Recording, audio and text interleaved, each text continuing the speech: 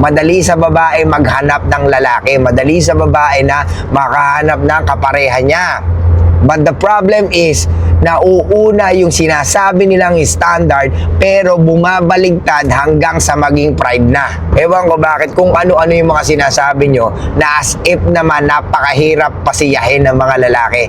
Maghanap kayo ng babae na pwedeng sumunod sa inyo or pwedeng talaga makasundo nyo, lalo-lalo na yung align doon sa mga values and principles na gusto mo. Huwag kayo maniniwala sa mga sinasabi ng mga babae, mga ropa, dahil sinasabi ng mga babae, paiba-iba yan. Hindi sila consistent, malabo na ma-maintain ng isang babae ang relationship niya na dahil lang sa ganda niya. What's up mga ropa? Magandang umaga sa inyo lahat. Ito po ang inyong lingkod, Suplado Moto. Okay, huwag natin patagalin. Panoorin nyo to.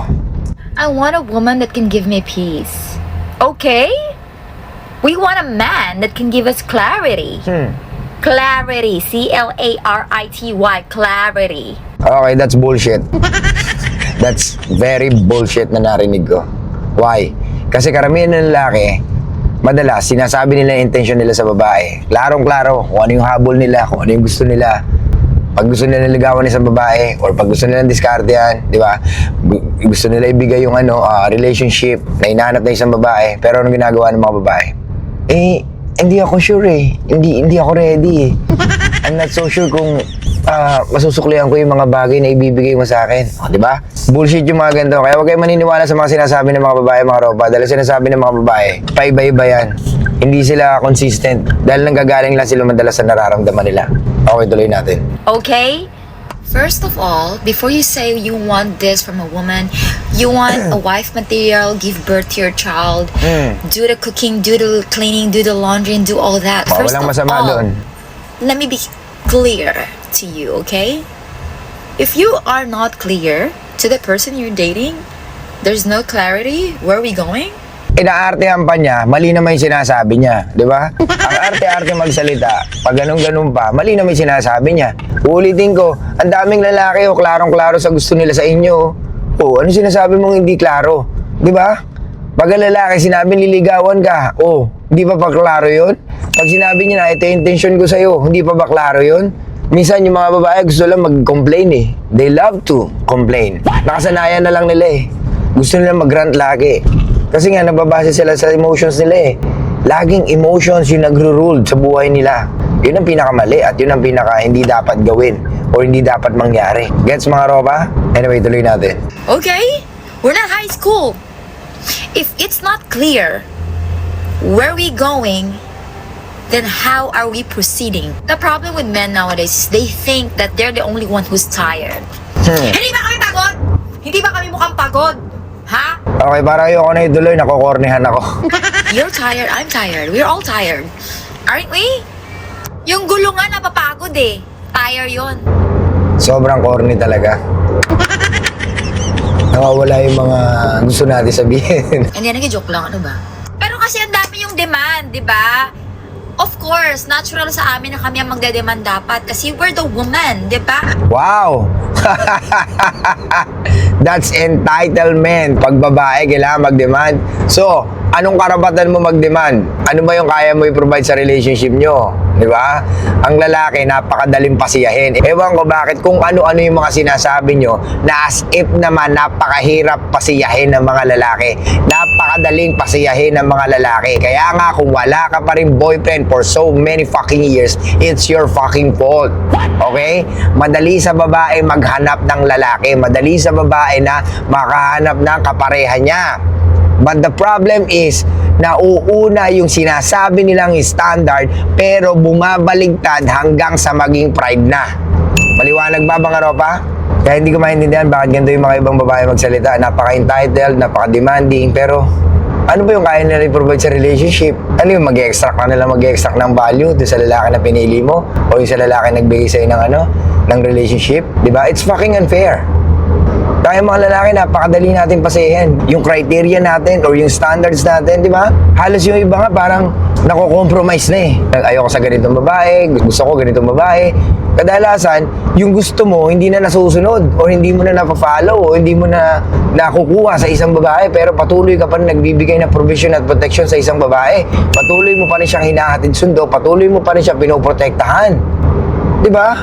Pero, ang ginagawa niya, patuloy lang siyang nakikinabang dun sa mga value na ine-exact niya sa'yo. Di ba? Yung ba yung hindi unfair? At the end of the day, babae ang lagi makikinabang sa lalaki. Ang pinaka kayang ibigay ng babae sa isang lalaki is yung, let's say, naging magkasawa sila. Una is yung pagsilbihan siya pag magkasama na silang dalawa. Pangalawa, bigyan siya ng anak at alagaan ang kanilang anak. Di ba?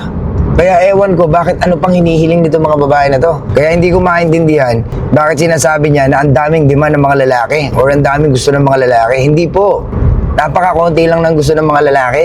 Unang-una, mag-reciprocate ka, makinig ka sa kanya, di ba? Hindi yung parang pumunta ka sa isang relationship or gusto mo ng relationship tapos ikaw ang nagko-command ng lahat. Ang gusto mo, magawa mo pa rin yung gusto mo kahit na nasa relationship ka. Nandyan yung gusto mo, gumimik ka. Nandyan yung gusto mo, mag-post ka ng sexy photos. Nandyan yung parang gusto mo, umarte ka na parang single kahit in a relationship ka na. Diba? Siyempre, ikaw bilang lalaki, pipiliin mo ba yung ganong babae? Of course not. Hindi mo pipiliin yung ganong babae. Kasi nga, magre-reflect yun sa leadership mo. Magre-reflect yun sa relationship na pinili mo. Or magre-reflect sa yun bilang lalaki kung paano ka mag-lead ng babae. Diba? Kaya mga ropa, ulitin ko sa inyo, huwag nyo nang tangkain pa na ubusin ang oras nyo or bigyan ng oras sa mga ganitong babae na super demanding. Pero kahit sila, hindi naman nila alam kung ano yung gusto nila. Guess nyo? Maghanap kayo ng babae na talagang magka-follow sa inyo. Maghanap kayo ng babae na talagang align dun sa pinaka-standard nyo or sa preferences nyo. Hindi yun dahil maganda lang, malaki lang dede, malaki lang puwet, okay na. Huwag ganun mga ropa. Tapos same lang din naman. Marami ka rin sakripisyo. Eh di dun na sa babae na talaga sumusunod sa'yo. Gets mo? Yeah, I know, beauty matters for us because gusto talaga natin hot and maganda. Pero putya naman kung ang cost naman nun is sakit ng ulo or hindi siya sumusunod. So what's the point? Na ganun ang piliin mo. Well, may mga babae naman na talagang hot and sexy na sumusunod pero nasan yun? Kadalasan yung may mga ganong itsura na talagang, alam mo yun, nasa 7 or 8. Mahihirapan kang pasunurin yun kasi nga iba na yung ginagalawang mundo nun. Ikaw ba naman, bata pa lang, ang dami mo nang nare-receive na compliment. Ang dami nang halos sinasamba ka. Ang dami na nagpe-pray sa'yo. Di ba? Kumbaga, kayang ibigay yung mga pangangailangan mo kahit hindi mo hinihingi. May mga ganun mga lalaki. Ano gusto mo? Bigay ko sa'yo. Kumbaga, dahil sa ganda niya, kayang maulol ng isang lalaki. Kayang i-give up ng isang lalaki yung buhay niya para doon sa babae na yun. Di ba? May mga ganung lalaki, super simp.